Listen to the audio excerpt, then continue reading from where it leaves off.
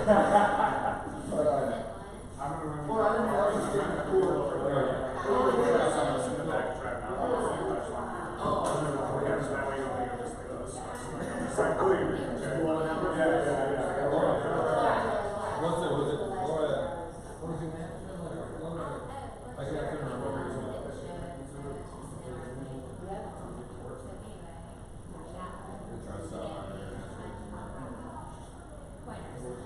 Oh yeah, cool. Well, I'm waiting today. I mean, you got. Oh yeah, yeah. You remember the last class I taught, I had a problem with it, and yours worked. So I'm just let's do that. Alright, so this thing ever doesn't work.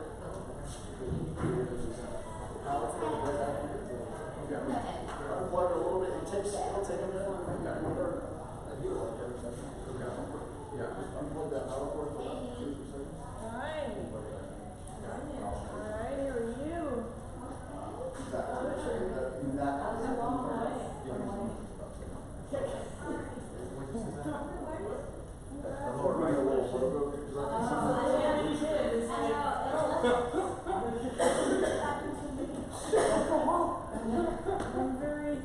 That's no good.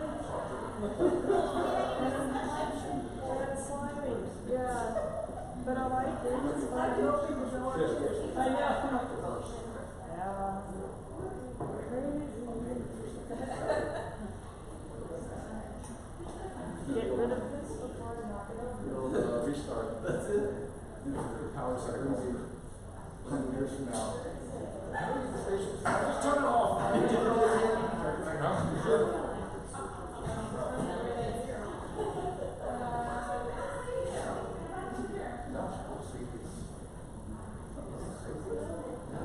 It's so fresh.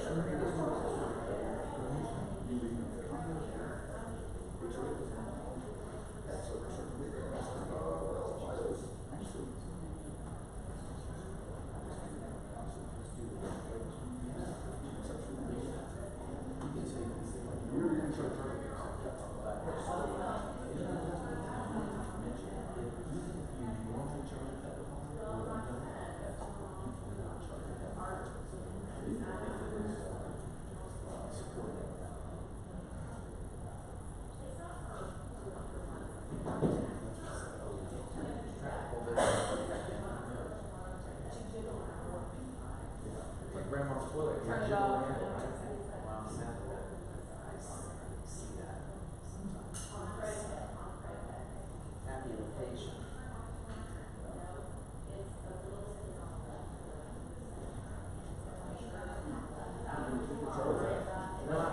If I need it, I'll plug it in.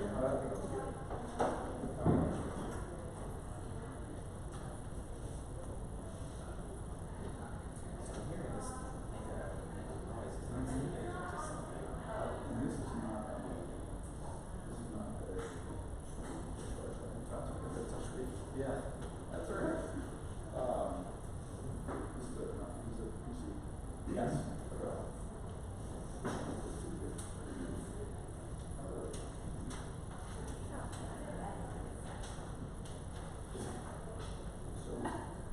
I'm glad you're here.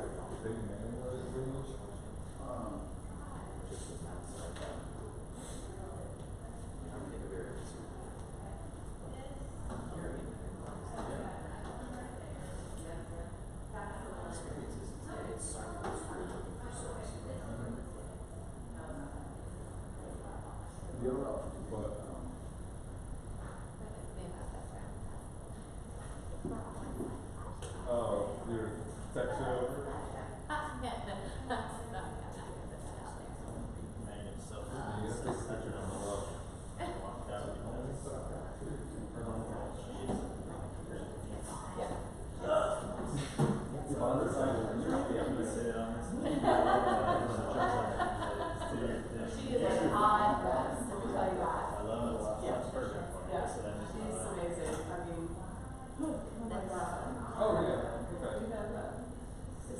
Guys, if you don't have coffee yet, go get yourself a coffee break because we are having technical challenges.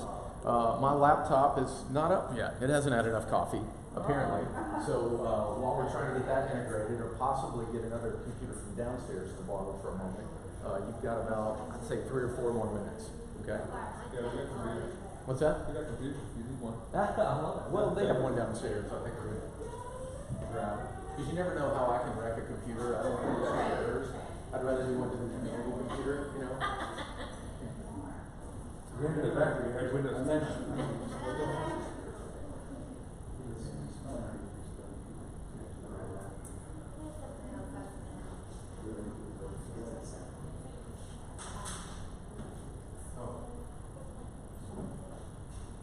That guy.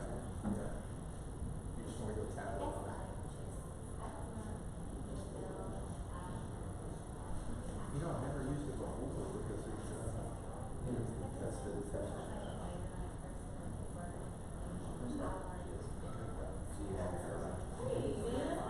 Yeah, how are you?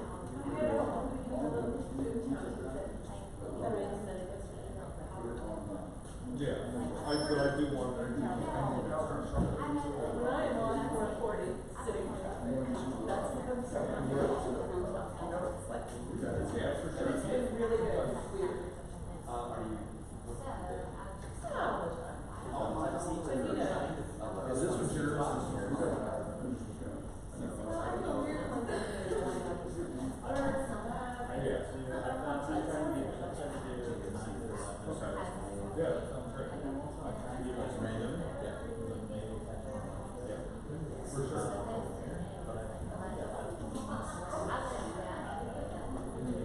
Okay. Yeah, that makes sense.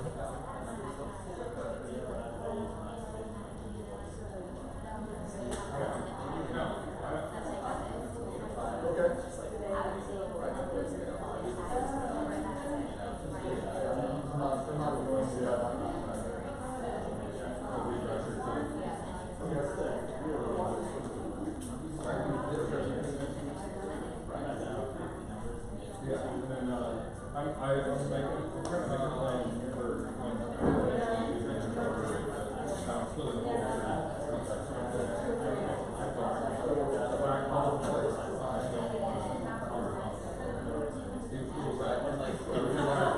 Right away, the guy that took his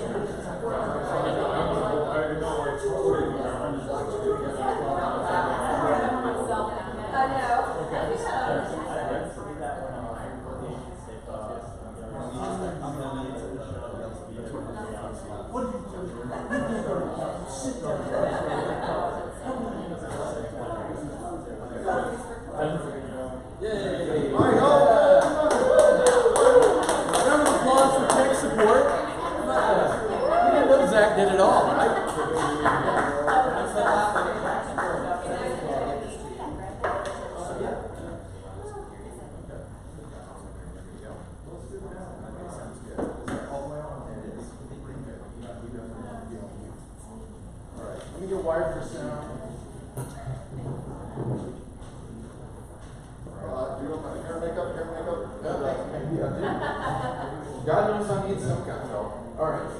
So I think I'm wired up. Did everybody hear me okay? Oh, yeah. All right. Usually I don't need a microphone, so this is going to be a new experience for me. So we'll see how this goes. So, planned unit developments, horizontal property regimes, condos. What kind of questions do you guys have before we get started?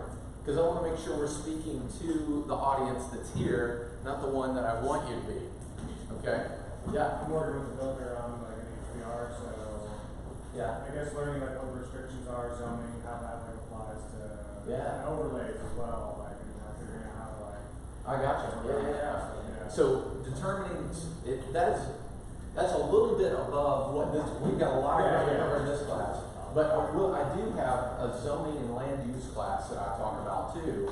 So both of those classes together, I think, are going to be modules that you need to take a property from a straight job all the way to HPR development. Yeah, but good question there. Yeah. Insurance. Oh, insurance is key. Yeah, that's going to be a big deal, especially as it relates to the common areas. So when you think about insurance, think about common areas, and I'm going to get to that in a little bit. Okay, just keep those buzzwords in your head. Also the HPR versus HOA. Yeah. And how that. Yeah, how the HOA interacts. Sometimes it's HOA, sometimes it's not. That's right. Yeah. Or sometimes there's what I like to call a zombie HOA. Yeah, and we're going to get to that too. Yeah. And there's some laughter because it's an accurate term. They're just zombie HOAs, right? Okay, well, let's get started with this thing. And we're going to start off with the Horizontal Property Act. Now, this doesn't make a whole lot of sense just yet, but I promise you in about 3 slides, it's all going to connect together.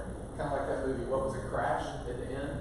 Where they all got together at the end. It's only going to take you 3 slides to get there, okay? So, Tennessee Code annotated 6627-101. Et sec just means and everything else after it in the chapter. So that group of statutes is the Horizontal Property Act. Prior to 2009, that act right there was the only statutory mechanism to create condominium-style units in Tennessee. So when you think of any of the old condominium buildings that were built prior to 2008, all of those were not condominiums in the language of the law. Those were all horizontal property regimes because that was the only tool that we had to develop units like that available for sale. So if you look at Capitol Towers, if you look at, what are some other old condominium buildings in town? The first in Tennessee was, it's right off of Woodlawn. Off of, oh my gosh. Yeah, great, where is that? Are you saying the first HPR or the first condominium after 2008? 41 years of Yeah. Yeah, the Continental, that's another old one. That was definitely done under the old statutes here. So that act includes this condominium, or this horizontal property regime act. Regency Park on Timberland. Gotcha. Okay. All right. All right. Good deal. I love it. So this horizontal property regime act includes a one statute provision for planned unit developments, and that is, you remember I said 6627-101 included a bunch of statutes after it too? Well, one of the ones is 6627-103. Okay. So when you look at this group of statutes, if I put it up here and printed it all out, it would go all the way to the floor. And I've actually done that. It's about as tall as I am, that group of statutes all printed out. But this guy here, the paragraph that controls planned unit developments, is one paragraph of one statute.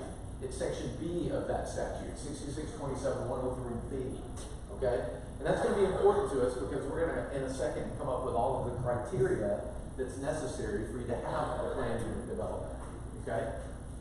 So, what we're not discussing today, and this is a new slide that I've added to my presentation, is the planned unit developments districts, which are PUDs, and it's an alternative zoning process that allows for the development of land in a well-planned, coordinated manner, providing opportunities for more efficient utilization of land that would otherwise be permitted by conventional zoning provisions.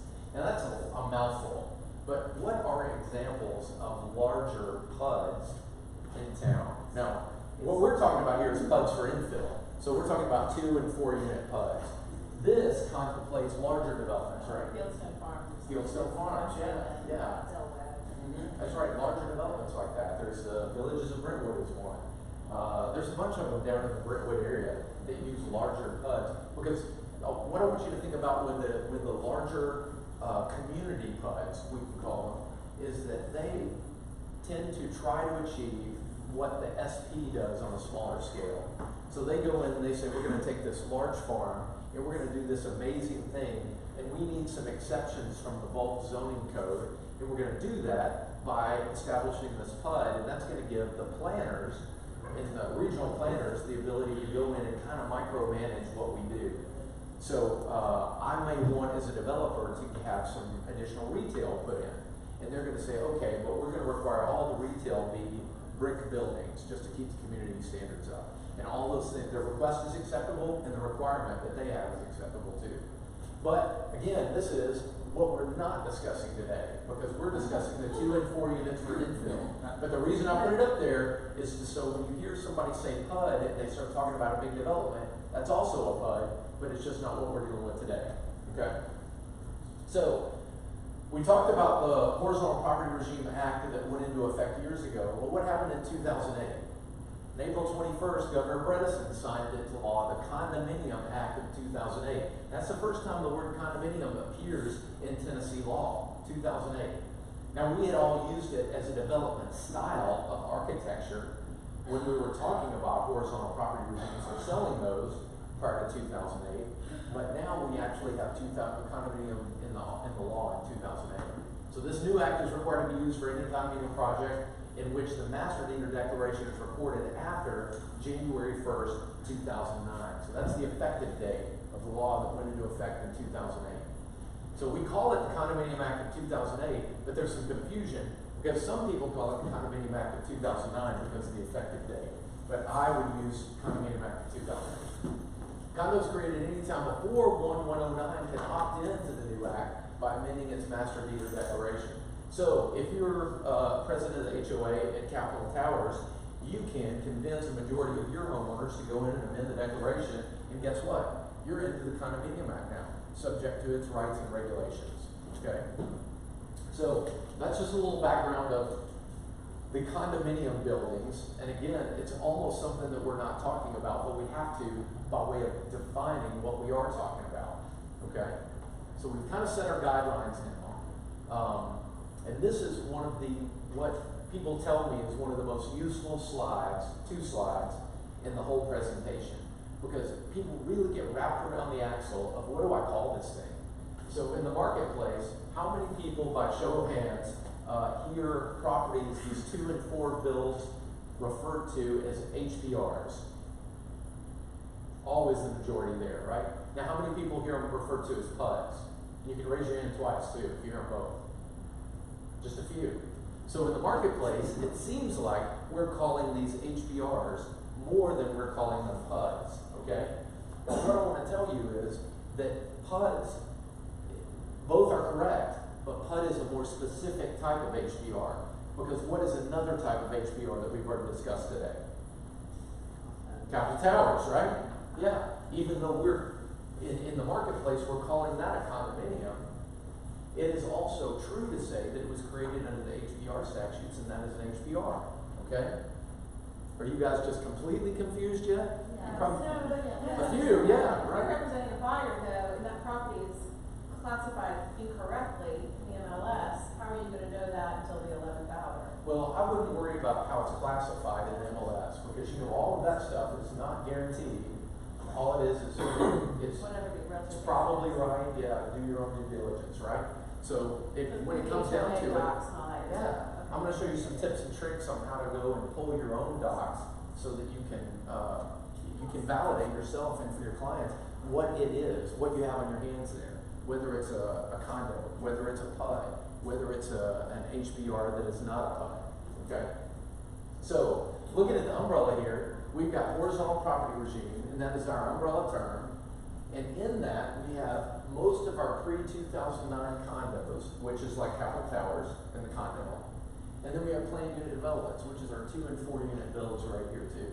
So when I say horizontal property regime, I could be describing either one of these, okay, by the language of the law. Well,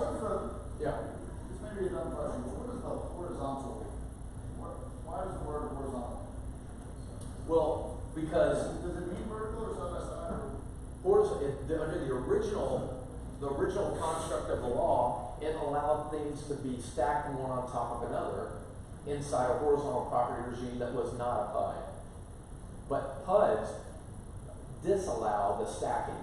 In other words, if you're in a PUD, you own the dirt beneath you and you own the airspace above you. There's no unit above you and no unit beneath you with a PUD. But in the HPRs that are not PUDs, they were eligible to be stacked like capital towers. And I think it's kind of a misnomer that they used horizontal, because horizontal kind of implies that they're all stretched out and sprawled, right? Yeah. But that was the word that they used. Yeah. The pre-2009 condos do not own the dirt. But the PUDs, which are a small dot within that larger bubble, they do own the dirt beneath them. So are they townhomes? Are they townhomes? Townhomes is, you know what, I get that question a lot. I'm so glad you asked it. When you're saying that. So when you say townhome, that's not a word that's contemplated in our statutes. That's an architectural style, okay? But when people say townhomes in our marketplace, usually what they mean is a horizontal property regime PUD or an HPR PUD. However, there are communities of townhomes that don't do this where they're actually condos. That's right. Gale Park, for instance. Yeah, you might effectively call Gale Park townhomes. Now they're separated. They have they've none of them touch in there, but those are designed actually as condos, and we're going to get to that later in the presentation. So what you're saying under below and above, right? There's below and above. If they're single entity residential units, they're not touching. They can touch, or they can be disconnected if they're PUDs, but they cannot be stacked one on top of another if they're PUDs. Okay? And the reason why that is going to be a sneaky extra criteria for PUDs that we're going to get to when we unpack the statute. Okay? But for right now, what I want you to remember is this analogy here. Just when we're getting the language that we're using right today, when you say which one is right, HPR or PUD, well, both are right in the same way that if I call this a Toyota, I'm right, and if I call it a Prius, I'm more specifically right as to what I'm talking about. Okay? So when you're walking around Nashville and you look at one of these units out there, and you know you've already verified that it is not a condo and it is not stacked one on top of another, you could probably say, yeah, it is an HPR, but more specifically, it's a PUD. And so what I try to do is use specific language and say, what we're talking about today is an HPR PUD. And I want you to hold me to that standard, because I feel like that's just like saying what we're talking about is a Toyota Prius. And we say that in common parlance, that's pretty easy, right? Yeah, Zach. This is something that and I don't know if I made this up or whatever, but the PUD, the way I remember it is pick up dirt. Yeah. You pick up dirt, it's reminding me that PUD, you pick up the dirt with it. Yeah, I think that's a great, what do you call those, mnemonics to remember what things are about? You do have the dirt beneath it, and the air for that matter. So I think that's a great tool to remember. So now we're going to unpack the statute a little bit. These are the essentials of the PUD. So, of course, this is in that Tennessee Code annotated that we looked at, 6627 and 103, and it's specifically 103B. But all of this stuff is in paragraph form, but I've pulled it out and enumerated it for you so you can more clearly see what these criteria are. So, in plan unit development, the law says that they shall require, meaning there is no other option. Not maybe, not if it's good or convenient or cost effective. They have to have these. It has to have a declaration. It has to have bylaws. It has to have a plat showing private and common elements. And you see I put an asterisk in there for private elements. And that's going to be our sneaky seventh criteria that comes up once we figure out what the definition of a private element is. And it's very related to what Zach just said, the pickup dirt provision. So remember, this plat, and further unpacking this one, this plat can also be what's called a site plan, and that qualifies. So if you hear that they have a site plan, but you don't hear the word plat, don't sweat that, because the site plan works. Okay? And then number 4 is there has to be a town-owned corporation. Now, a corporation, for those of you guys who are familiar, then you have to go to the Secretary of State and file a charter to create a type of business in Tennessee that's going to be a legitimate recorded business. And so a townhouse corporation is one of those documents you have to do. Now, when we create these down at Rudy, we don't use a typical townhouse, a typical corporation, which would be for profit. We get a whole lot better cost effectiveness if you use a non-profit corporation. So what we create is a non-profit town-owned corporation. It costs $100 to file to kick it off, to get it started, and it costs $20 per year to maintain. Now that $20 per year to maintain is going to be very important a little bit when we start talking about the zombie HOAs and what needs to happen if you have a buyer that wants to rehabilitate a ineffective or a dissolved corporation. So it also has to have a charter, and a charter is the document that you file to create the corporation, okay? So you can't have this without having this. Those two are linked. And then an attorney's opinion down here. Now what we find is, when you look at PUDs that are created in the modern era, which is going to be in the last 10 years or so, most of the attorneys like me that create these, we include an attorney's opinion in the filing. It is usually the last page in the filing for the declaration. So if you're looking at one of these declarations and you're wondering whether it's a PUD or not, the easiest thing to do, especially if it's one that's been recently filed, is go to the very last page, go to the end of the book, okay, and see if there's an attorney opinion there. If there is, then I will bet my bile duct that it is a PUD, and they've recited all of these characteristics in there and saying that it is a PUD. Okay, yeah. Where do you find the document so that you can go to the last page? Oh, good question. Yeah. So I'm not very good at pulling things up quickly on this, so I'm not going to waste your time doing that. If I had my laptop up, I would pull it up a little bit, but you can go to Metro Mapping, also sometimes called GIS. How many people have done that before? Lots of people, right? How many people have seen the hot links on the left-hand side where you can pull up PDFs of things related to that property? A few people? If you haven't, this is going to be your favorite takeaway of the day, okay? So when you go and pull up a property on Metro Mapping, if you Google National Metro Mapping, it's going to be your first link that comes up. And I recommend that you guys pull that up in your toolbar so you can use it regularly. And then you search for a property. There's going to be 2 blue hot links on the left-hand side in the general information, okay? Those 2 blue hot links are, the first one is going to be the last deed of conveyance of record, okay? So you can go, and for most properties in Nashville you deal with, you can pull up a copy of the very last deed without having Register of Deeds access like I have. You can do that just by clicking on that hot link, and that's free. You don't have to pay for that. Nashville does it for you. Now that's only in Davidson County. None of the surrounding counties, as a matter of fact, no other county in Tennessee does that, to my knowledge. But you can do that in Nashville, and I think that's really, really helpful. So that begs the question, what's that second one for down there? The second one is going to be the last development document of record, okay? Now for most of our HPR PUDs, that is going to be the declaration that they filed that breathes life into the HPR PUD. Okay? Now there's an exception to that. So if there was a mistake or a change that was needed in the HPR PUD declaration, then they have to file an amendment. Okay? And so if it's only shows the last one that's filed, which one do you think you're going to see? The amendment. That's it, which is not instructive at all. It's not very helpful. You see the change that they made, but you can't see the parent document that they did change. But you can email anybody at Rudy Title, anybody, and we can pull up, because the amendment is going to reference what it changed. You can email us that instrument number, and we can pull that for you and get it to you. Okay? Pretty nice to have that service, right? Incidentally, you can pay for it and get access to Davidson County Register of Deeds, and that costs about $40 a month. You can pay for it like I do and get access to Williamson County Register of Deeds, and that costs about $50 a month. And you'll have all-time access. You know, you can go in there and look at anything you want to. So everybody pretty good with this?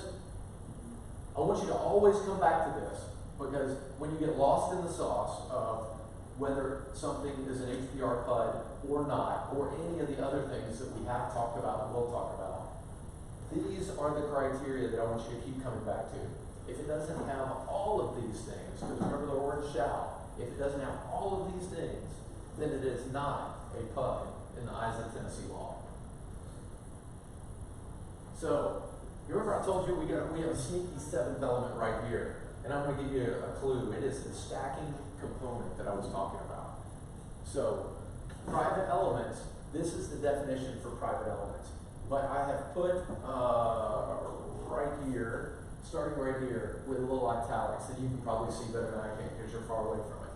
And it says, private elements shall exist only where each apartment in the project has a ground floor and there are no apartments located above or below the private element except the one apartment located thereon.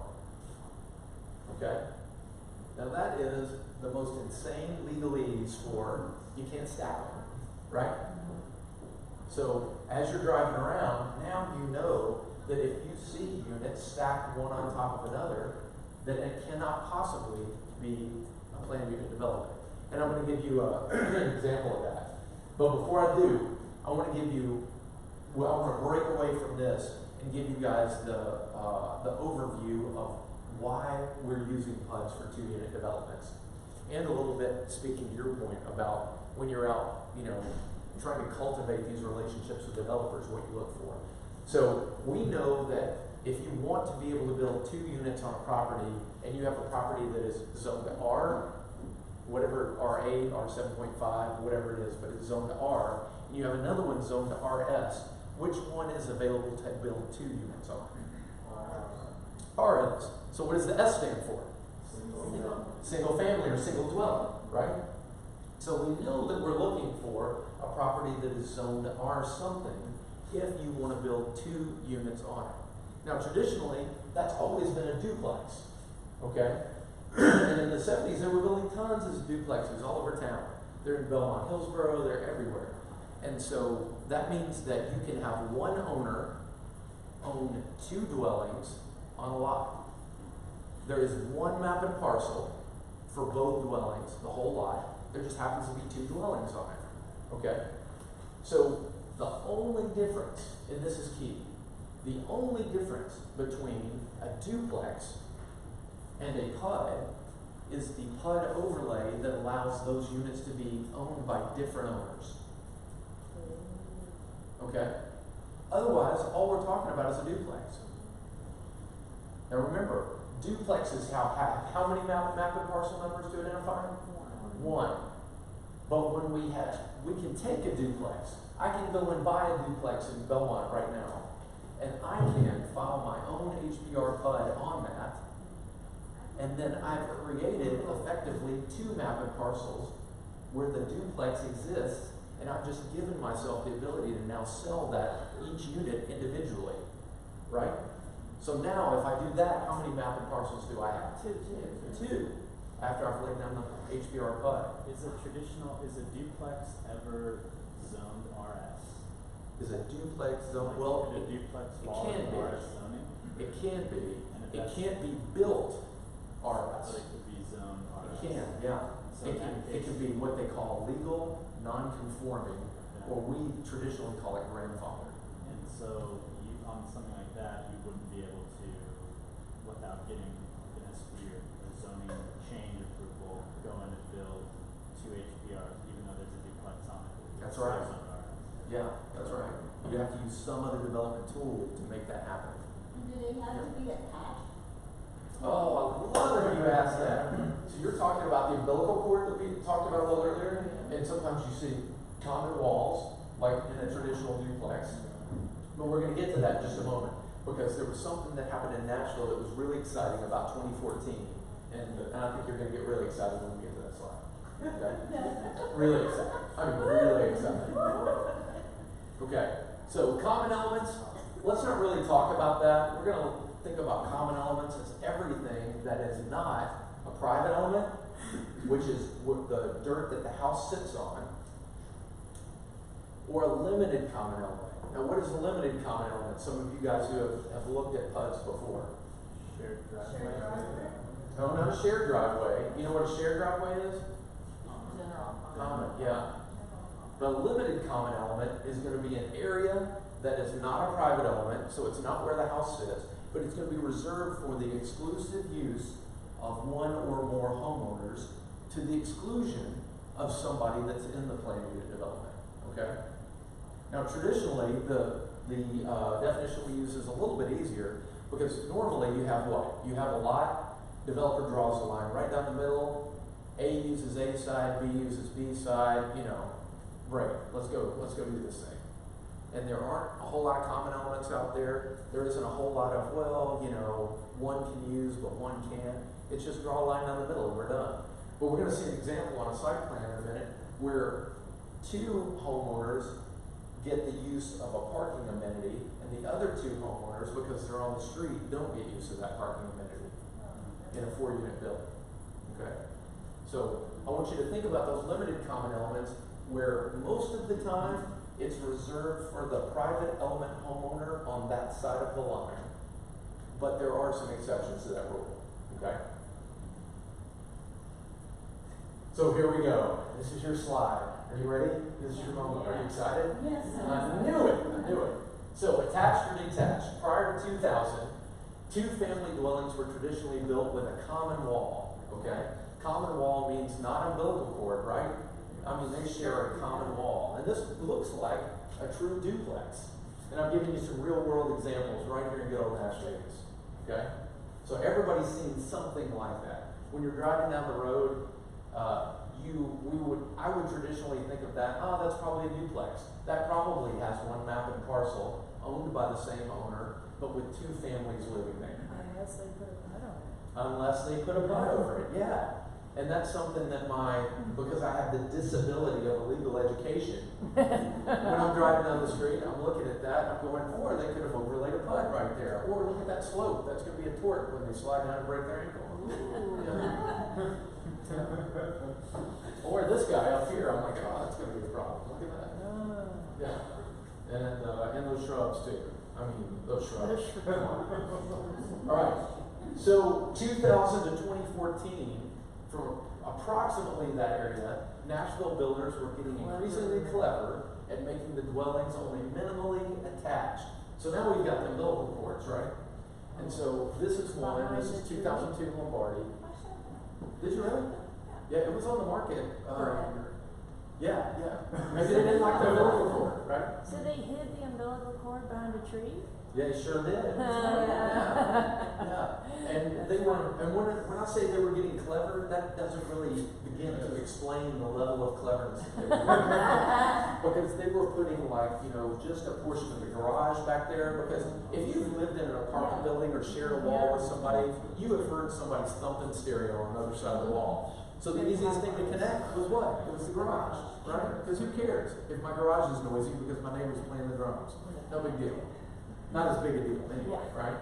So, but that's what the overlay looks like for this particular unit, and you can see that it's only minimally connected right there, just enough to satisfy the statute. So wait, what is it? It's attached. It is attached, that's right.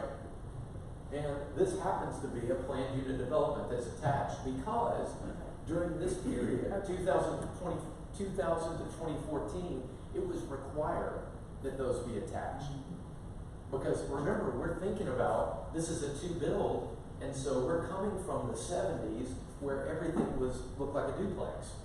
Yeah. But builders are getting clever, and they're saying, how can I make a duplex not look like a duplex? Because nobody wants to buy half of a duplex, right? People really want to buy something, fool me into thinking that it's a single-family residence. Right. Yeah. And in 2014, matter of fact, specifically on May 6th of 2014, Metro Nashville passed a law which eliminated the attachment requirement for two-family dwellings. Okay? Now, it did a couple other things that will help explain to us what's going on in the marketplace with PUDs, and they're bulleted right here. So it also required 6 feet of separation. Okay? So we're going to see those on the site plans when they pop up. You'll see the line, and you'll see 3 feet and 3 feet on either side. okay? So I want you to know that when you're in Davidson County and you're looking at these PUDs, there's probably gonna be 6 feet of separation in between them. And you can, you know, in conversation with your client, say, you know, I'm looking at this and they say, well, it's kind of close, you know. You can say with some level of confidence that it's probably exactly 6 feet. That's what you get. Now, you might have an HVAC unit in there, but that doesn't count because that's not the structure of the dwelling. So it also, and this is very key, it limited the height of the structures to 150% of the width. So in the marketplace, people that hate these, what do they call them? Tall skinnies. Tall skinnies, that's right, which was also my nickname in high school. I know. So they keep dragging me through the mud. So this portion right here was dedicated to addressing that concern in the marketplace that they were building these things, you know, 7 stories high. They was going to compete with Broad West, you know, and it was only going to have this tiny, tiny footprint, and people just didn't like that look. So they said, you know what, let's compromise. Let's say that the height is going to be 150% of the width. So, Mr. Builder, if you want to come in here and build this little shotgun thing where I can walk down and touch both walls walking down through it, you can do that, but your height is only going to be 150% of whatever width you pick. So it's going to limit the tallness related to the skinniness. Okay? And then, what does it say right here? This is the question that I was holding off with a little pregnant pause. Somebody read that for me. Existing dwellings could remove the umbilical cord attachment without regard to height. That's right. And there's your answer, Hunter, right there. They can remove the umbilical cord and not have to go back and readdress the height requirement. So, 2002 Lombardi, what are you going to tell your client when they buy it now? You can go demolish that bedroom if you want to and turn it into a 2-bedroom instead of a 3. Give up that bedroom if you just don't want to be attached. Right? Remember Lombardi way back here? Yeah. Or was it there? It's attached with a Your bed. neighbor would have to agree with that, right? I would. Because only as it relates to the common wall right here, because you have a duty of lateral support to all homeowners, and that gets into a whole other kettle of fish that's beyond the scope of what we're talking about today. But suffice it to say, if you take this down and it compromises their structure, then you could be held liable. So you could remove the umbilical cord without regard to height requirement, but what about the 6-foot requirement? Without, you know, it didn't specify that. I don't know the answer to that. Yeah. Hopefully, if you remove something, it's going to be big enough to give you the 6-foot requirement. But I would suspect, my gut tells me that you wouldn't be subject to the 6-foot requirement either. Yeah. So if you happen to remove this and it only gave you 2 feet off the line, I think you would still be okay. I think you need it. You think you need the 6? Okay. They're big on the 6 foot. Yeah. Just for walkways. Yeah, but I'll tell you, Fireplace I is agree with you. Fire. If it had to go back under scrutiny, I would completely agree with you. But the statute gives them the ability to remove this umbilical cord without having to go back for approvals. You can just do it with a sledgehammer. Yeah. That sounds Yeah. Was there a 2nd story connector that was done in the 2 houses in North South? One on 10th, like where the connector is done and the driveway underneath it? I think you're right. That Yeah. was allowed, I guess? Yeah. To go to 4? Yeah, it's a connection, you know? Yeah. Okay, so we're good with the attached versus detached part, right? And that's a real hot button question because we have both.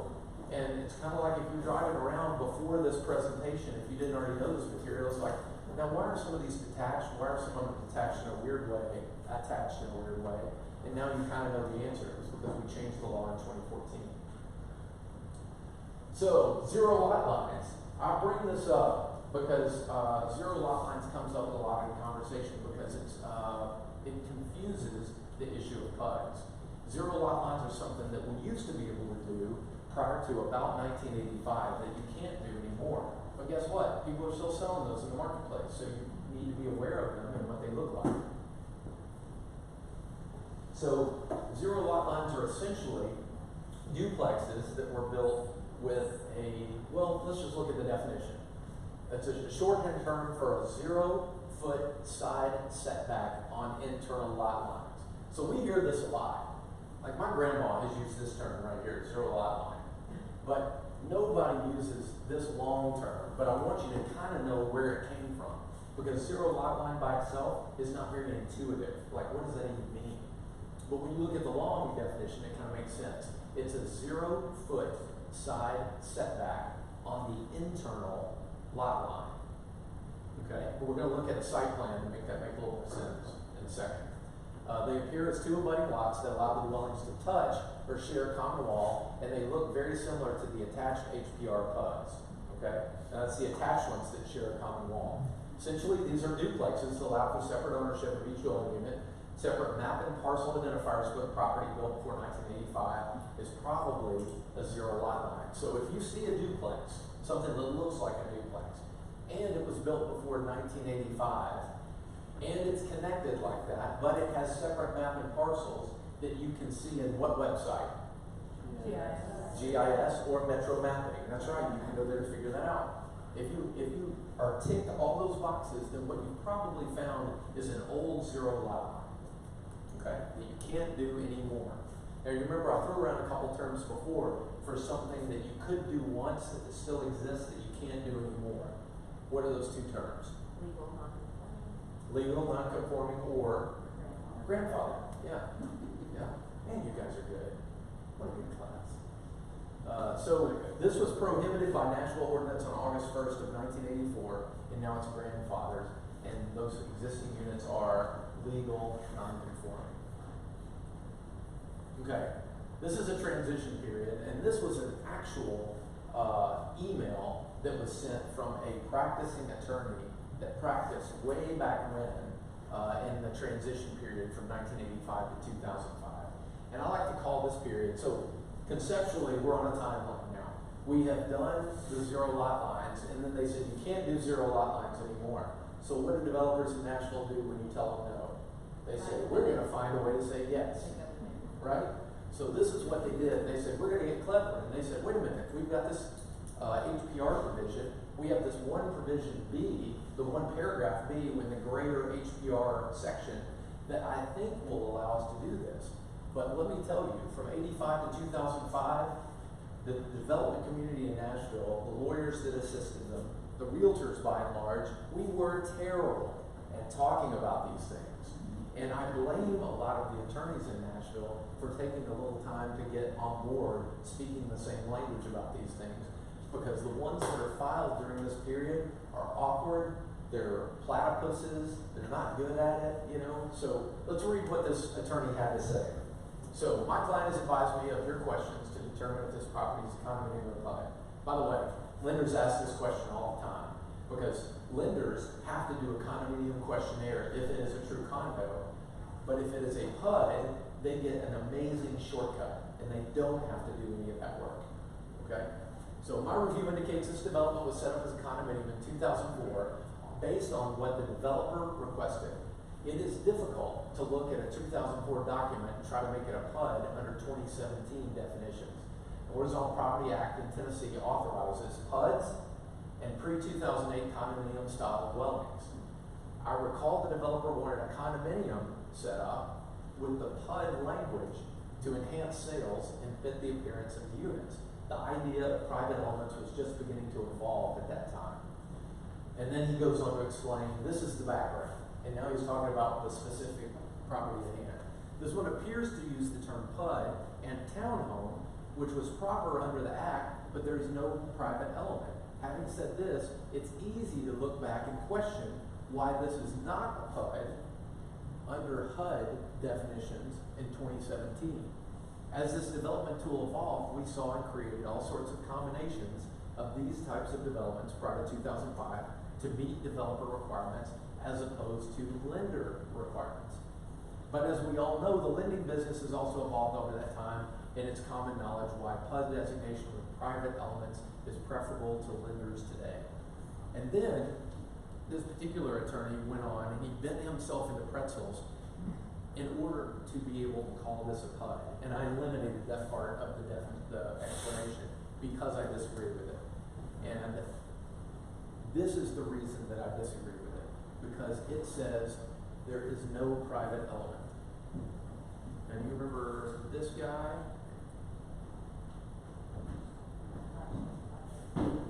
what is the statutory requirement for a PUD?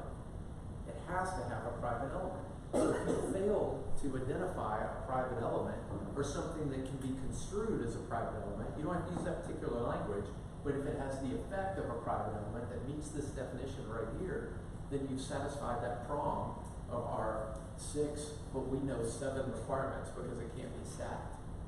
Okay? So that's the reason I disagree with his ultimate conclusion here, but he did do a good job of going through and describing kind of the evolution that Nashville went through during this transition period from 85 to 2005. You know what property you're referencing? You know, I did at the time, but I don't anymore. I don't remember anymore. I could probably go back to my email and find out. Yeah. So, Yeah. the lender wants it to be a PUD, so you don't have to do the condo stuff. Yeah. Developer wants it to be condo, like what is that about? Well, developers' needs change with the wind. And especially if you look at a period from pre-1985 zero lot lines to modern times, those developers' needs and desires have just gone in all kinds of directions. Especially, and you might say that the buying community has drugged them in all kinds of directions based on what the demand was. So they're just trying to meet demand. So I would say that during the modern times, developers want to produce PUDs because they know that a lending is so much easier on PUDs. Yeah. And you can advise your buyers and sellers out there in the marketplace that they move a little more quickly through the market than a condo does, because you don't have the condominium questionnaire and an HOA requirement and reserve requirements for the HOA and all that business. Okay? So let's look at some examples of site plans, okay? Now remember, these site plans, also called plats, if you look at the specific requirement, the language of the statute, the site plan is going to be a component of the declaration that is filed in the public record. You can get to this by going to Metro Mapping or GIS, going to the last development document, hot link on the left-hand side, and hopefully it's not an amendment, hopefully it's going to be the declaration so that you can pull this up. It's going to be about halfway back, and most attorneys that I know file it as Exhibit B. As a matter of fact, Clint Elliott, one of my favorite surveyors, he puts Exhibit B right on his site plan because he's done so many of these and he's really good at it. And by the way, Clint is kind of the owner of the firm. Adam Elliott, his son, I think it's his son, is doing a lot of work right now. So if you need a surveyor to assist with a HPR PUD, I really recommend Adam Elliott. And he doesn't pay me for that endorsement. So what have we got here? Tell me what you notice about the element composition of this lot that's located on Summit. Common elements and limited common elements. That's right. You've got common element right there. You have limited common element. What's the third type of element that we look for? Private element. Yeah. These are hard terms that you kind of have to get some muscle memory with before they come easy to you. So the private element is going to be what? Residence. Yeah, that's going to be the residence. That's going to be where the dwelling sits. And when we say PUD, remember Zach's memory tool, which is pick up dirt. So that's going to be the dirt section right there. Okay. Now, when you go out, this is going to be what the unit owner owns outright. It's the dirt. It's their most the tight grip of ownership. Then the next level of ownership is going to be the limited common element here, and that's what they have exclusive rights to use in this subdivision. Exclusive rights to use. And then what do they share here? A common element? That means they both have rights to use. Okay? Now, yeah. This is one parcel, 2 lots. It's one lot that they have created 2 mapping parcels by laying the HPR PUD on. But I'm so glad you asked that question, because a lot of times people get confused as to those 2 things. So this one, if you look at 1023 Summit right down here, that is a single lot. And a developer may choose to go in and buy this one lot and create a construct using the PUD system to put 2 dwellings on it and have each of those 2 dwellings sellable to different parties. So it would have 2 mapped parcels, or shorthand, 2 parcels on one lot. I was kind of wondering about water rights on a limited common element. What if there's like a well in one corner of that lot? Oh, Will people have rights to their landscape? So I would say, I've never. I know, it's weird. I was thinking about mineral rights. That's kind of what ticked it. Yeah, I was like, what if they start, pulling geos, Yeah. pulling something out of the backyard? When you get into water rights and subterranean water rights and riparian rights and all that stuff, let's say there's a river running back here. There's a whole other body of law that says that you can have reasonable use of that body of water, but it depends on whether that water is navigable or not, on how much of that water you can use. Yeah. But I've really never had that question asked before. Yeah. Yeah, but if it's an underground well here, if you're drawing subterranean water that's coming out of here, then I would say this developer, when he's developing that, he needs to put well water usage into the declaration so that that's addressed on the front end. Yeah. I don't necessarily need to go down this rabbit hole, but it came up. So, so let's say that sort of two-pronged question, the lot that's beneath it in this image, that's a single family dwelling block right now. Yeah. How much-ish does it cost to go through the process of the survey, get the PUDs set up and all that sort of stuff? I asked the question because we were looking at one that had already had the map and parcel done, and they were adding cost to the land because they had already gone through all that and was ready to build too. Yeah. The second question is, if you're looking at a lot that's already cut that, laid on top of it, and for whatever reason you don't want to build a PUD, I just want to build one big ass house, I'm sorry, big old house on Not there. fragile. I don't think anybody's fragile. Does the fact that the map and parcel has already been established mean you cannot build No. a single home? So, let's deal with the second question first. So if there's a PUD that's been established here so that you could go pull permits to build 2 dwellings here, but you have a buyer that wants to buy it and not do that, then they can buy this and terminate it. Okay? They can terminate it. Now there's some careful steps that you have to go through with a lender, because if they buy it with a loan, then the lender is loaning on this construct as it exists. So you'd have to talk to that lender and use a clever, local lender like Franklin Synergy is usually good with that stuff, and recharacterizing the debt.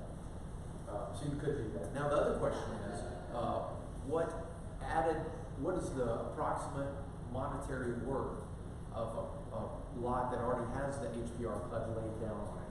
And I'll tell you that at Rudy, we charge $900 to do this process right here. Not much. But then there's also the survey expense that's on top of it.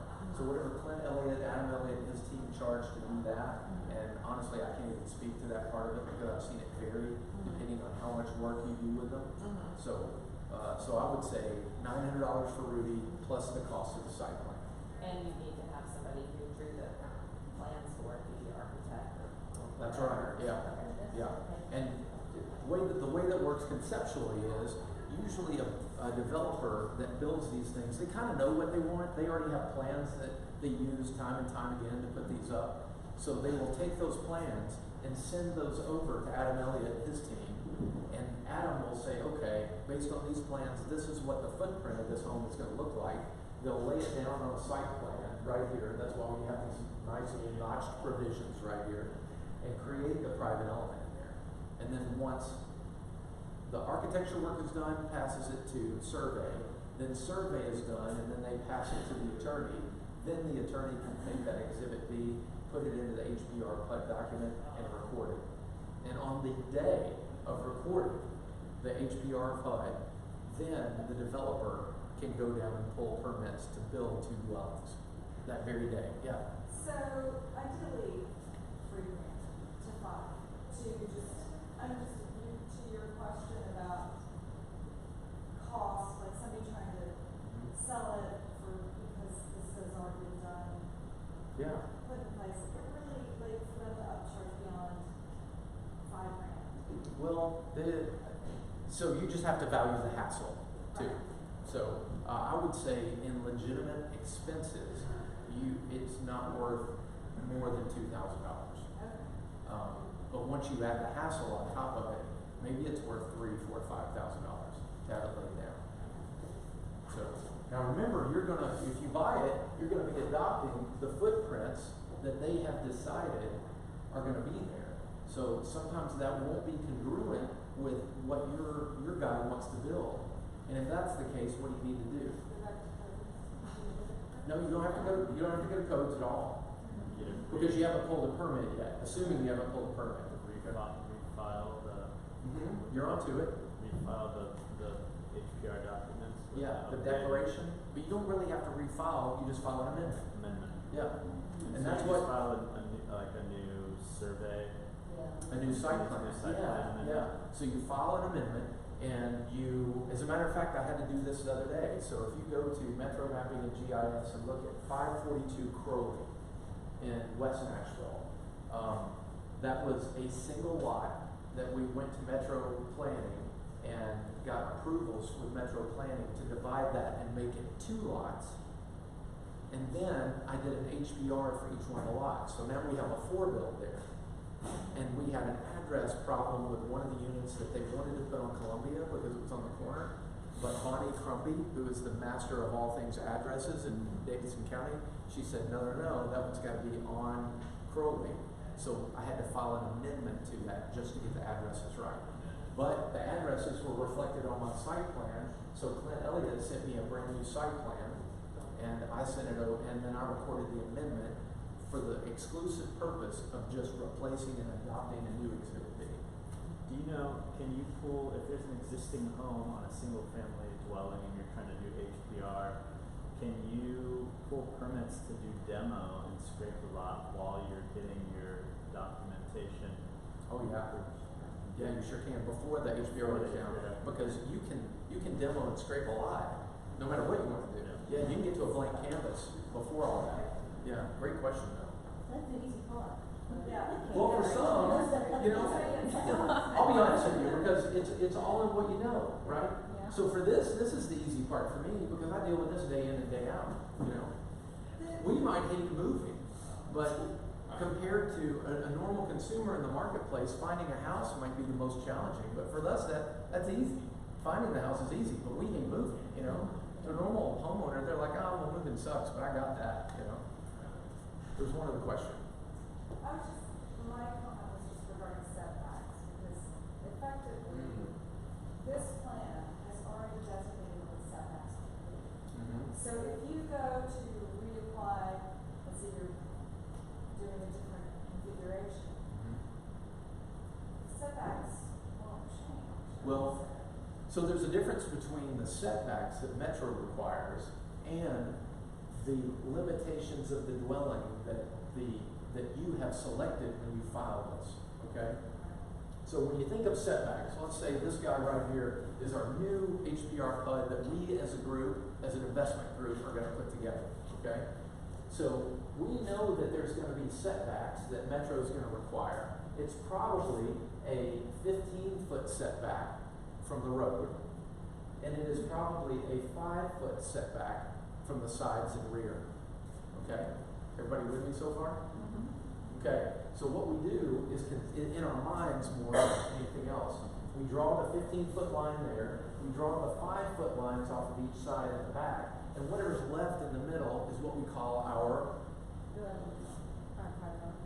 building envelope. Yeah, building envelope. You may have heard that term in the past, but that's essentially all the land that's left over after you subtract your setbacks, okay? And so that is the land that is eligible, but not required to have a private element in it, as we get ready to do our investment club build down there. Okay? So that means that and you see they've done this here. That's probably, let's see, this is 25 feet right there, so if I swing this around, so that's probably 20, 25 feet, somewhere in there, 22 feet. And you see, he's got a measurement right in here, 5.1 feet from the sides. So that 0.1 feet is probably a developer tool that they said, hey, give me some wiggle room because I'm getting tired of getting dinged because I'm 1 inch over, you know. So he's designed this thing so there's 5.1 feet on the sides. And of course they didn't put anything back here in the back because it's not closed. Will you remind me where you can find all of the setback requirements by neighborhood, the SP and the OV? You know, I don't have a good answer for that? I'll tell you, I have the perfect answer for that, and that is always call down there and ask them. I remember I took a zoning class and it was somewhere online where you could, if you wanted to get in the weeds, you could access all of the different Yeah. SPs that they have for every You know, for neighborhood. somebody that does more of the prospecting end of the dirt, I think they're probably gonna be better at that piece of it than I am. But I always just call down there and I'm like, hey, listen, need a little help? Yeah. What are the setbacks Or that I'm up against here? And then they tell me. And I'll also lean on my survey partners too. Sure. Because if you think about the work that I do versus the work the surveyor does, that's their end of the pool. Yeah. So I lean on them to do that part. But I agree with you. If I take off my attorney hat and put on my realtor hat, where I'm out prospecting, it's like, okay, I kind of need to know this on the front end. So, yeah. And if you have a survey partner, I bet you they're going to have a quick answer to that question. Yeah. And then get you pointed in the right direction. Yeah. Oh, let's talk about insurance for a second, because insurance was really important. Who had the insurance question? Somebody did. They may have slipped out, but so insurance is always something to really consider with this. And I'll tell you that the answer when it comes to insurance is that if I am Unit B and I own the property here at Unit B, I will get a homeowner's policy that covers everything in my dwelling, and traditionally, in the modern times, it also covers any peril that occurs in the limited common element reserved for my exclusive use. Okay? You tracking with me on that? So that means if I have an accident that happens in here and I need insurance, they got me. If I have an accident that happens here and I need insurance, they got me. If I have an accident on the front porch, on the sidewalk right here, slip and fall on the ice coming up to my place, they got me, it's covered. But common elements are different because that's shared between all the homeowners there. So the approach that I've heard from all of the insurance carriers, the underwriters, they tell me that they will not cover an accident that occurs in the shared driveway. You can see the way this one's designed is you pull in back here and then you have what we call pull-offs. Now there may be some internal parking here, I'm not really sure looking at this, but you at the very least have pull-offs here. So that means that if the accident occurs on this concrete surface right here, I'm covered, but if it gets back here, I'm probably not covered. And that insurance agent or the insurance company is probably going to work really hard to keep their money and deny this claim if it happens right here and they discover that there's a common element there. So what that means is if I am managing this HOA for this 2-unit development, I live here and because of my skills, I say, okay, I'm going to be the HOA president right there. I'm going to say, we need to go and get a private insurance policy for this guy right here that we both share and pay. Now, I'm not speaking in the abstract because I actually live in a planned unit development. I live at 1519 Clayton Avenue, which is right down here behind Sun Records and Martin's Barbecue. Come get a glass of wine anytime you want. Come on down. Yeah, that's right. And what I live in is a 4-unit build. So there were 2 lots, kind of like this here, and they did 2 units on one lot, 2 units on the other lot, but they did 1 HPR that encompasses the whole business, okay? But these 2 lots that they developed, they were owned by Sun Records. And Sun Records said, no, Mr. Developer, we're not going to sell you this property because we need it for parking. And Mr. Developer got clever and he said, wait a minute, let's, both things can be true.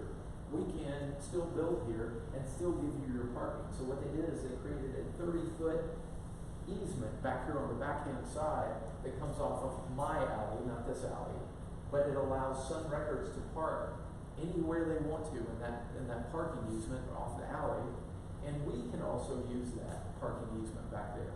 So what I have is I have my private element, I have a limited common element, which is my yard up to the fence right here. And then all 4 units share a common element down here that Sun Records has the right to park in. And so what we do is we have an insurance policy that we all jointly or collectively pay for across that shared parking area in the back. So I promise you, I'm walking when I'm talking when I say that you need an insurance policy for these common areas. Now, do you have to for that common policy that you have with everyone, if someone sells their home and a new person comes in, that's a conversation that you Yeah. guys are basically all tied together, That's right. at least for insurance wise. That's right. And it's a little easier for me because if we have a new person come in, there's 3 people that are already used to the program. Sure. So they're a minority. If you have a 2 unit like this, then you got a 50-50, so it's a little harder. You have a new person come in, you can't get anything done without their vote, okay? So what we do in our 4 unit bill is we don't have regular HOA dues to fund this, we just do a special assessment every year. We just all get together, sometimes it's on the phone, because 2 of our guys are rental properties, and 2 of them are primary resident owners. And so a lot of times we'll just get them on the phone and say, hey, we all agree to this. I'm gonna circulate a document that's gonna be action on written consent of the homeowners. And then they all sign off on it, and all of a sudden we have a special assessment. Everybody chips in, about $120, and that pays for the whole thing. Yeah, so it's not that expensive. And we have, fidelity coverage, which means that if there's any defalcation or any fraud that I try to do as the president of the HOA, then it will give some insurance coverage to that too. Don't really need it, but it was already in place, and I'm like, don't rock the boat. Yeah. So, my guess is that your situation is pretty rare. And most, With that. that most people within HPR, they're not going to be worried about this. Yeah, like the Sun Records issue. Right. I agree with you. That is pretty rare. So, what I'm saying is, sorry, I'm not clear. Let's say you've got a shared driveway. Mm-hmm. Like this guy. Yeah, Okay. and I have a buyer. Mm-hmm. Chances are pretty good that there's not an existing insurance policy on that, correct? Well, so if you have a buyer that is interested in Unit B right here, and they talk to their insurance provider, that insurance provider is probably going to tell them, we've got Unit B covered. We have got the yard reserved for the owner of B covered. But when you specifically ask them, can you give me written confirmation that you'll cover a peril that occurs in the shared drive right here? They're probably going to tell you no. So that means that your buyer client has to make a decision. Do they want to live on the ragged edge of death, worried that then something's going to happen in this driveway, or do they want to collaborate with Unit A and get probably a $400 a year insurance policy? And the only way you cover that policy, you would have to have approval of both. Like B couldn't say, well, can we just can I insure the share, take the full cost of that? Sure can. They can. Yeah. So If they want to bear the full cost, they can do it. And sometimes you get people that are really risk averse, and that's worth it. It's, $400 to get good sleep all year. I've paid more for a mattress. Right? So it covers both units, even if it's just one owner paying for the insurance? I'm reluctant to say that. I would ask the insurance provider whether it does or not, if it's only funded by one party. But I do know that the party who paid for the policy would have affirmative coverage. Yeah. I would like it if it didn't, because we don't really want to volunteer a payment for somebody that doesn't want to play ball, right? That's not Yeah. gonna happen. Yeah. So let's look at another one. You remember I told you that we're going to have an example of something less than a line drawn down the middle, and this is it. This is a 4-unit bill. This one's off Cahal, or however you choose to pronounce Cahal. And this was 1611 A and B, and 1612 and 1614. So with addresses, Bonnie Crumby had a little bit of flexibility with this one, and she had 3 addresses that she could assign, but not 4 on this side of the road. I'm sorry. So 2 of these front on Cahal, and the other 2 back here front on Emerson. So that's the reason it was divided up that way, numbered that way.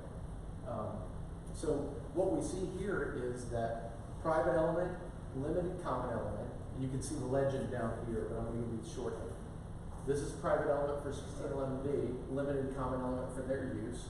So far we have no common elements that need to be insured, right? And we don't have any limited common elements that share.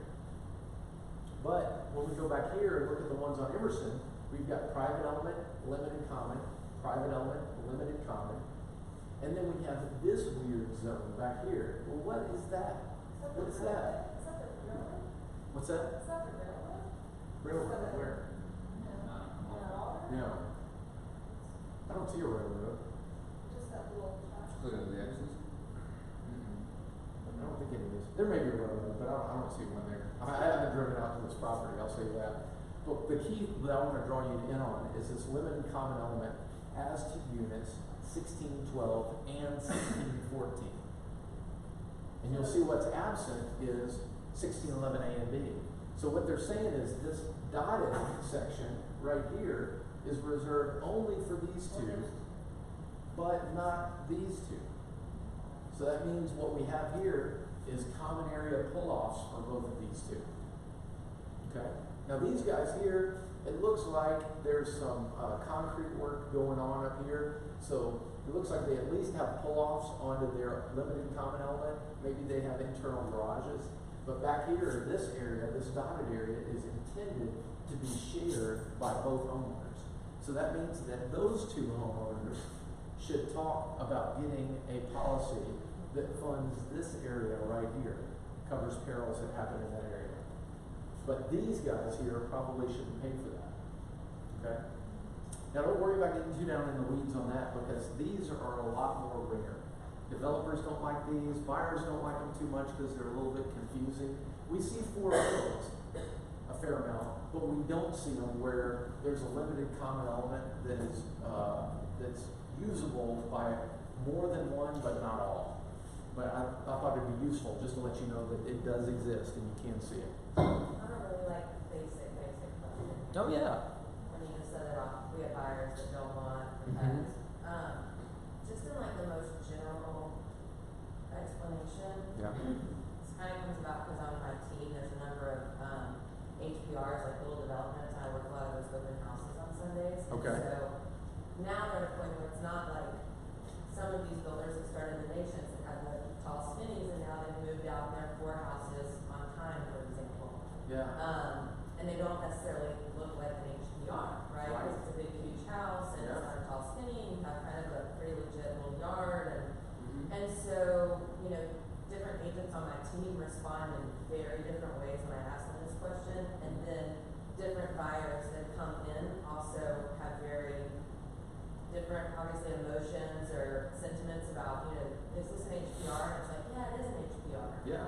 And so I've heard lots of people answer that differently, like, well, what does that mean, or how does that matter? And I just kind of wonder from your perspective, like, what are you saying to a buyer in an honest way, both positive and negative, or all negative, or all positive about, like, what's the risk there? I mean, I know certain people will be like, well, I would never buy this an HPR. Right. Well, Yeah. we don't want an HPR. I'll tell you this,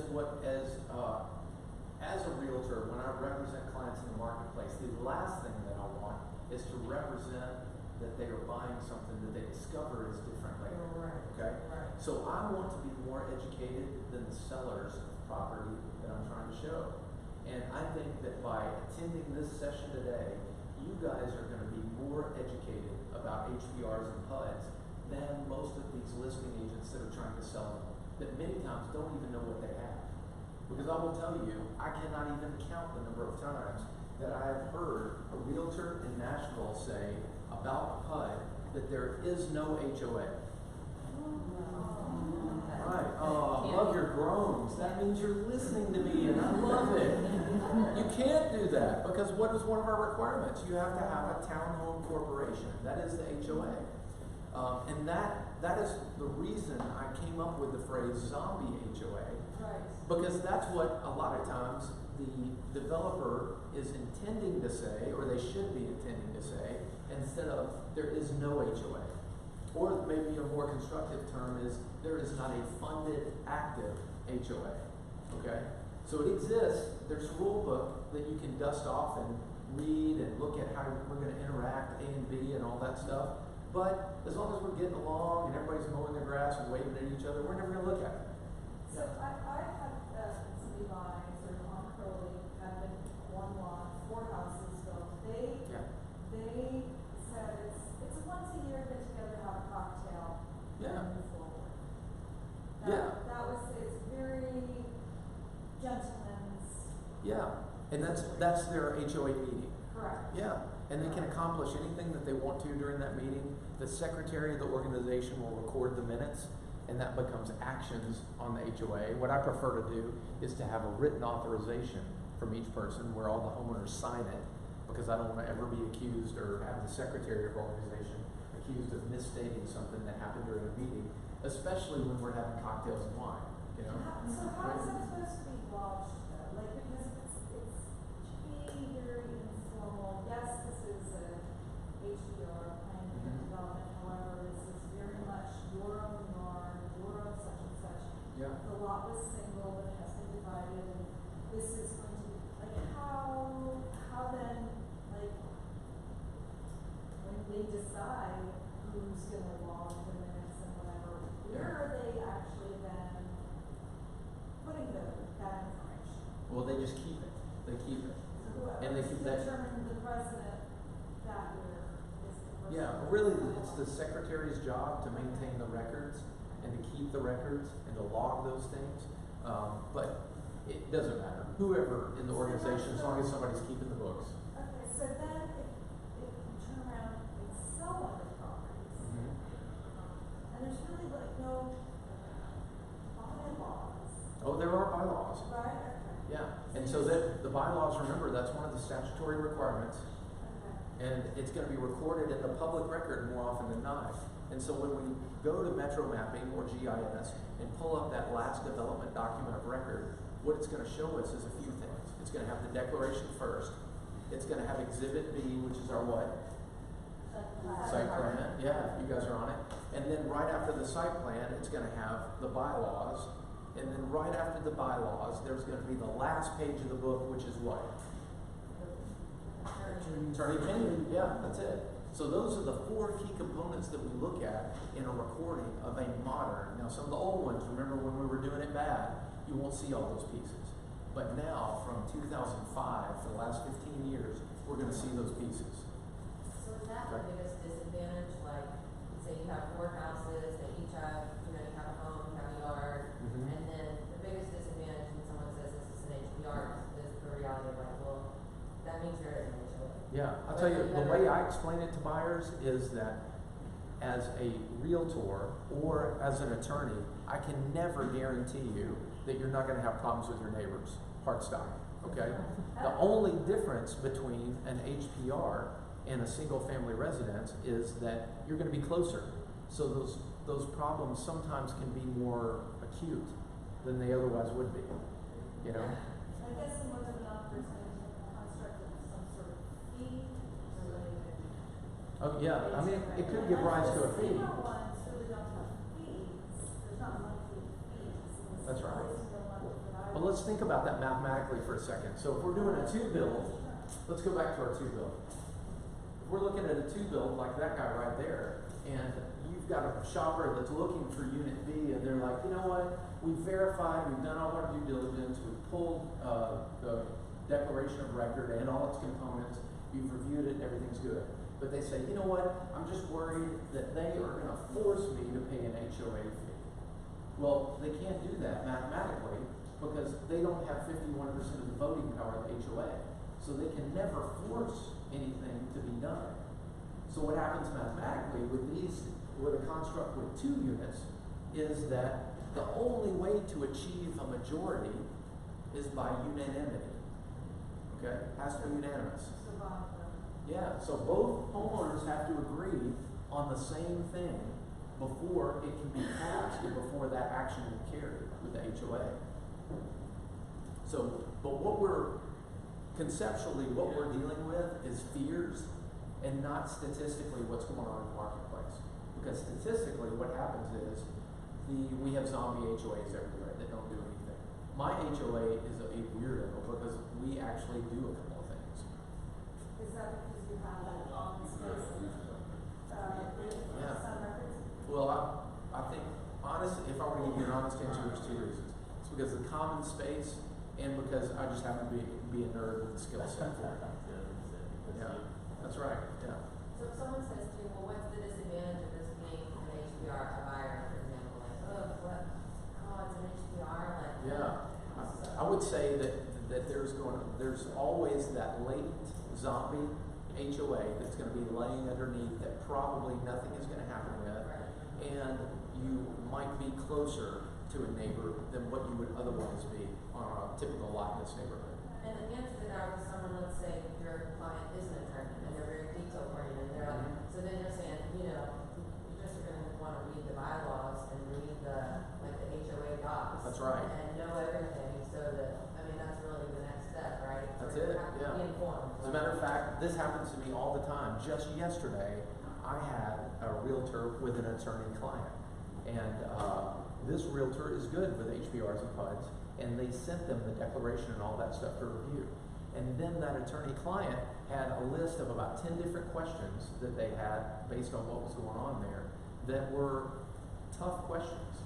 And so the realtor just sent it to me, and I answered all the questions for him. We cranked it right through.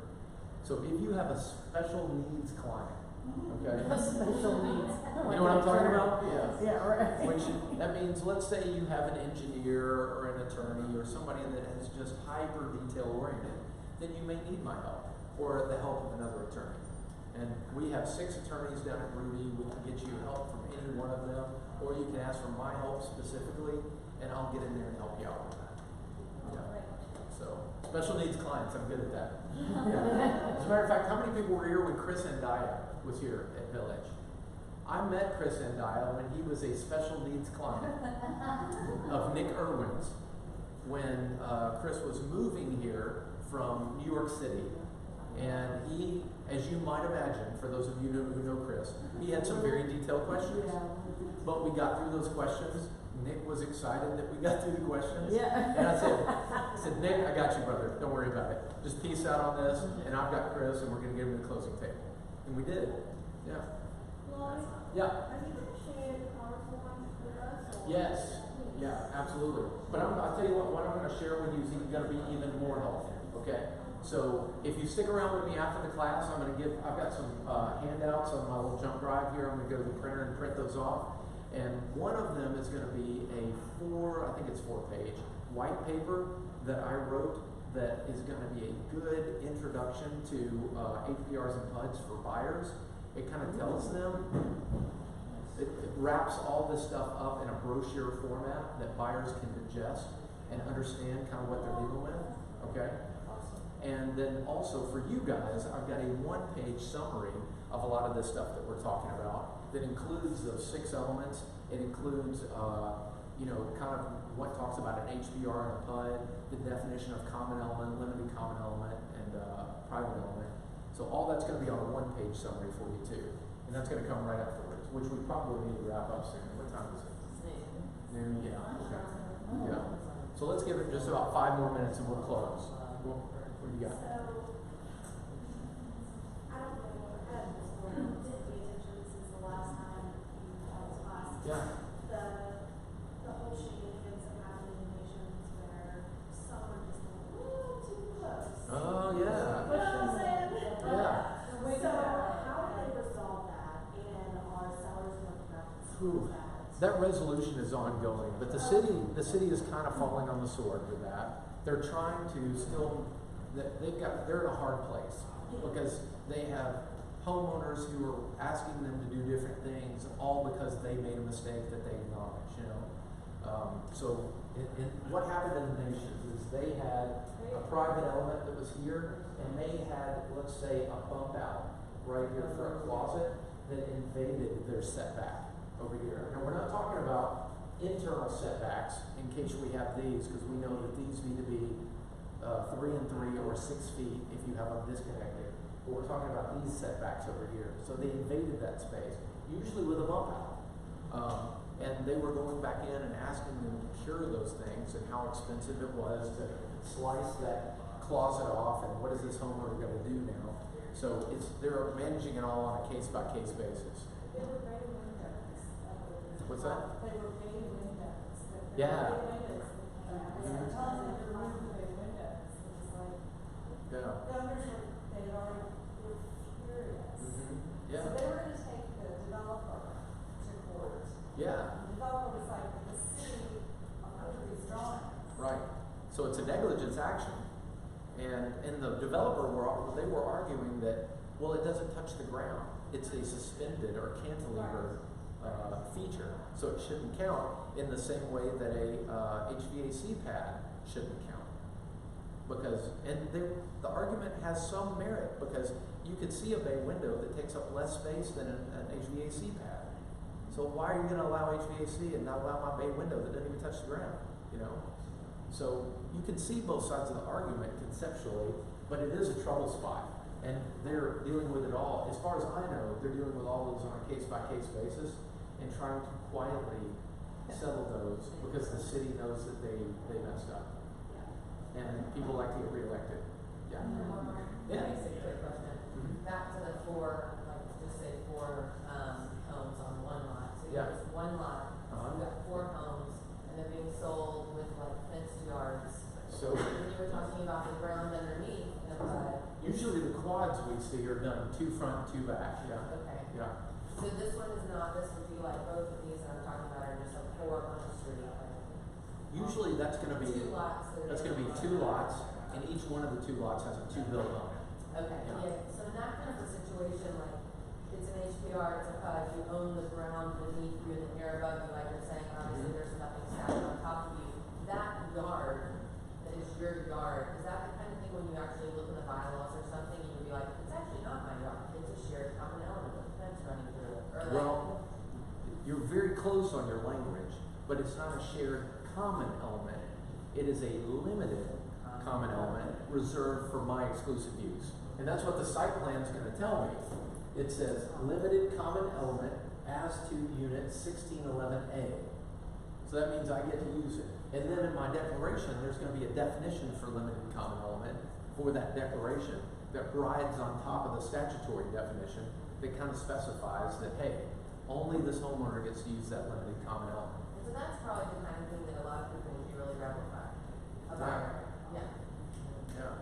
Let me show you a couple more site plans before we wrap up. So this is one where, of course, this is, can you tell me if this was built before 2014 or after 2014?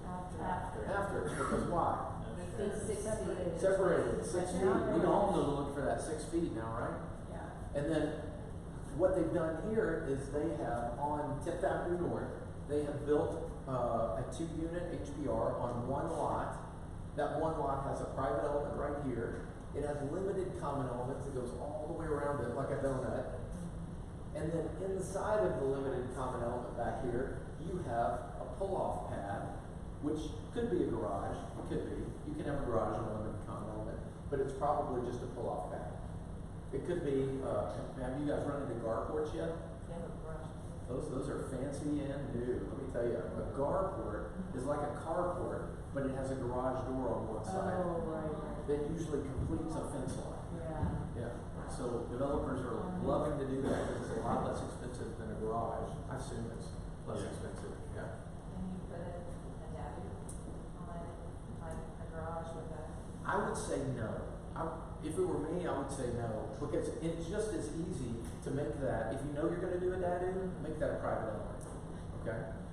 But there may also be some complications because if you're going to do a dadu, you've got to get approvals for that. Now, the beauty about this HPR PUD process is you never have to go to Metro Planning to get approvals to do this. All you have to do is go ahead and do it. So you call me up and you're like, boy, I've got a lot, I want to do this, I've got my site plan, we're already through that process. And I'm like, great, I put it together, you as the developer signs it, I sign it as the organizer, and then it is done after we pay the fees and all that stuff, and you can go pull codes immediately, okay? But to do a dadu, you have to have some more approvals. And so I think they're gonna do a deeper dive into what we can otherwise do by right without having to go there. So that kind of describes a little bit about what you'd see on a separated unit there. And then this one here has an error in it. And I want you guys to see if you can help me find the error. And this wasn't Clint or Adam Elliott's error. He was told to do it this way, and they just didn't connect it up until it got over me. Distance between them changes, but I can't read any number. Yeah, that is a full, that separation is 6 foot 3 inches, I think. Okay. At its narrowest? At its narrowest, yeah. Yeah, I think that's right. But let's assume for purposes of discussion that is a full 6 foot, 3 feet, 3 feet to allow The accessibility. driveway is that specified wrong? Yeah, you're onto it. It's the driveway is the problem. Cause it's all limited common element? That's it. That's it. So look at the driveway here. Can I pull off over here? No. That's grass. It appears to be grass anyway, because we can see the parking surface is right here. Okay? So that means if I am unit 1501, I have no legal way to get to my garage from the street unless I buy a 4x4 to go through my grass. Wow. Right? Yeah, that's it. Yeah, and I don't have a curb cut right here too. So what should they have done, or what did we do to correct this situation? This is when you have to. Would that be considered? What's that? Is it considered an easement, or is it just switching to a shared common element? That's for it. the Shared driveway? common element. Yeah. Now, if these were different homeowners on different lots, then it would be an easement situation. But since we already have a construct for how these two homeowners are going to live and play next to each other, we're just going to bake it in that cake by having a shared common element there. Now, where is the common element going to be? Is it going to be the entire parking surface?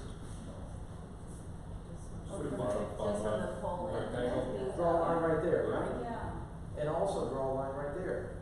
Because just that little rectangle is all you really need to be the common area. And we want to minimize the common area because if any of us in that room live in one of these two units, what are we going to do to that common area?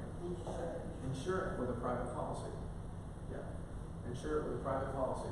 These are gorgeous units, by the way. It's right off of, if you know where South Street is, it's the median road, you know? And if you go that way just a little bit, you're going to run right into Music Road. You're about a block off Music Road. And both of these have rooftop terraces, so they were gorgeous. And somebody was going to spend lots of money with 2 commas in that sale price, and you know that they want to get to their garage. Yeah. I'm in Nashville. Welcome. Where are you from? Mississippi. Oh, welcome. We have a lot of land, and I've had a lot of time subdividing and Yeah. parcels and all that stuff. Why can't you just subdivide a lot into 2 parcel owners? Oh, yeah. Well, Because, I mean, well, and you get asked for a variance to get proper bill. yeah, so when you get into subdivisions of land, subdivision is not something that a council person gets to. That's the exclusive jurisdiction of metro planning. And metro planning cannot make up their own variances. They can only do what's in the code. And if it's not in the code, you can't get it. So you have to go to a special Yeah. council meeting and all that. No, because it is not a council.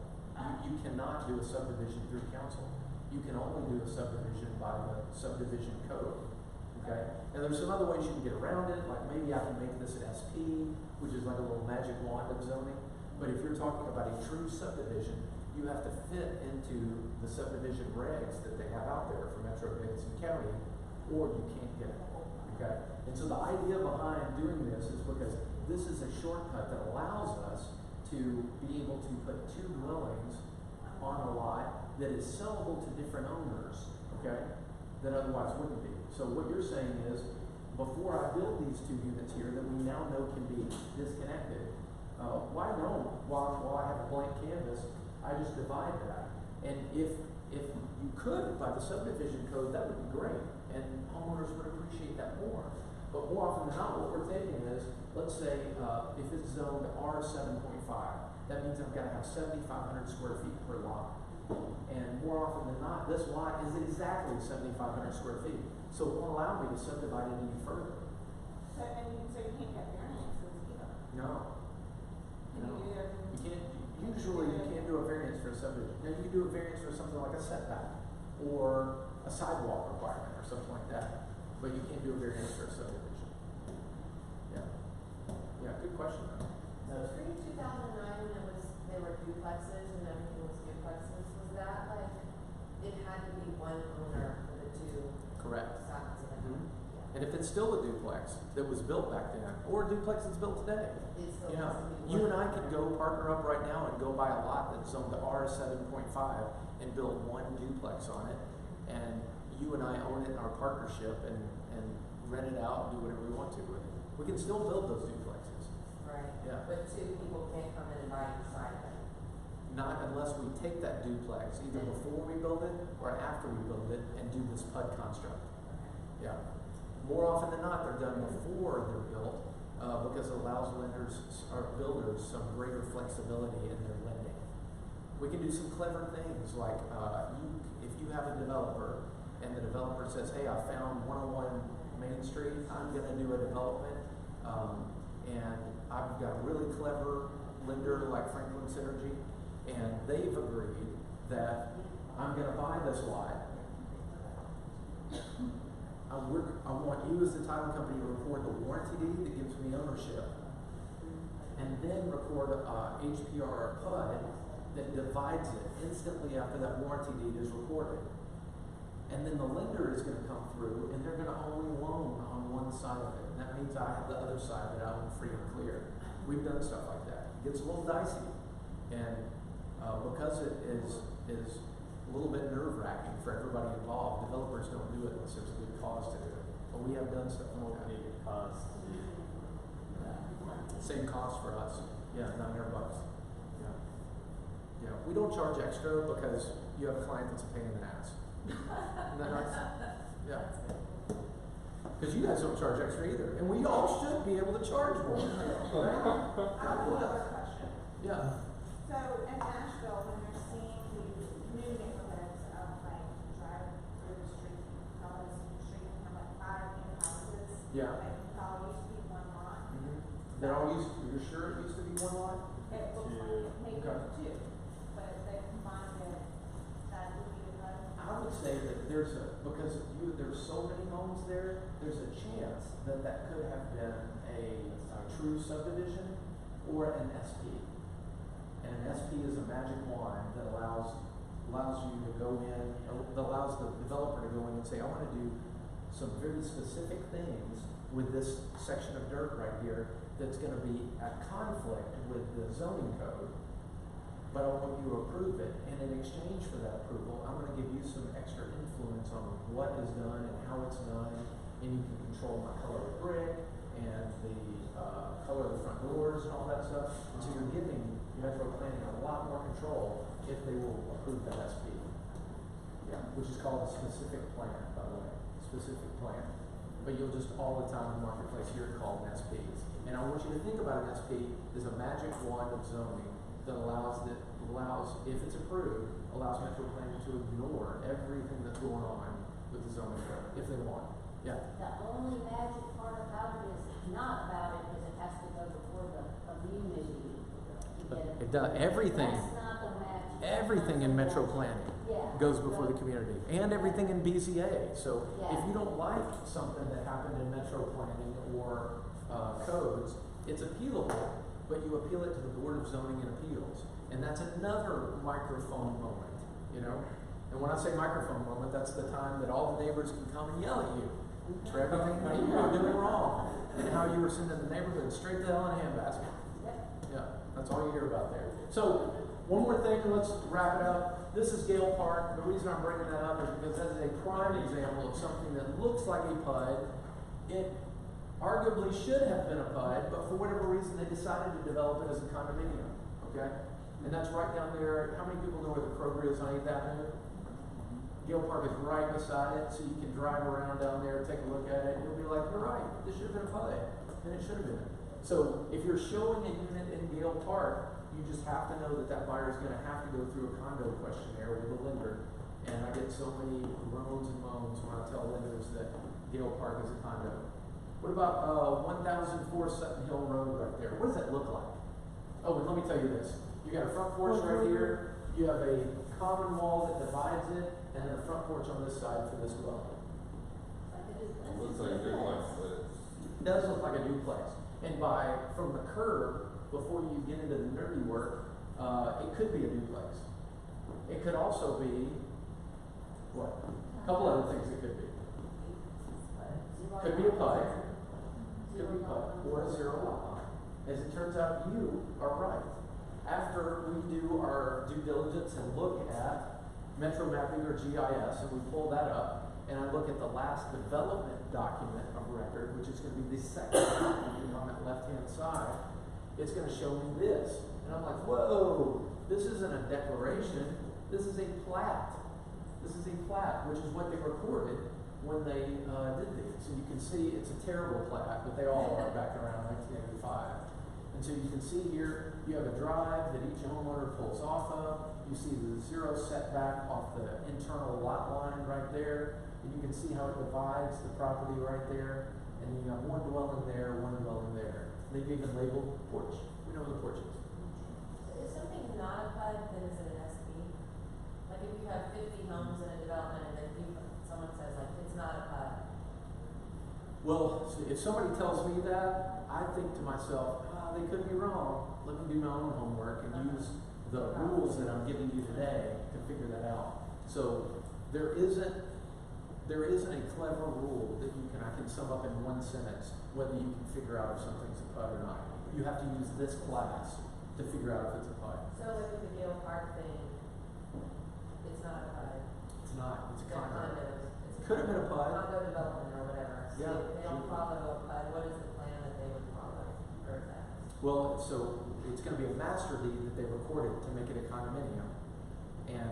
And then, so when you pull up the last development document of record for a home in Gale Park, it's going to pull up either the master deed, the original master deed that gives life to the condominium complex and their HOA, or it's going to be an amendment if they file a subsequent amendment. And is that like a mistake? Depends on who you ask. You know, if you ask a lender, hell yeah, it was a mistake. Yeah. Yeah. So Yeah. don't ever ask a lender that. Yeah. But so very similar to Gale Park is dang it, what's the name of it? Right down here at the end of Blair. Chesterfield, that's it, thank you. I was thinking the sofa, I know it's the name of the sofa. So at the end of Blair, there's a community called Chesterfield that looks very similar to Gale Park, fair to say, except they have internal parking. Gale Park doesn't have internal parking, and they have 2 garages on every Chesterfield unit. And they developed that one as a PUD. And they did that one after Gale Park, and it was the same developer. Yeah. Same developer. I think We Core had did that. another development that, and the agent was asking a bunch of questions about the PUD, and David was like, it's because he sold a bunch of units in Gale Park back in the day. Mhm. And, yeah, and it got hit with, they're all condos, and it got super messy and complicated, and then there's that kind of thing. That's it, yeah. Yeah. So I'm so glad you said that, because that really kind of opens up and allows people to see behind the curtains that there is some legitimate extra hassle that goes on with condos. And I mean, ask David, you know, do you think it was a mistake to make this We've condos? talked about it. Yeah, yeah.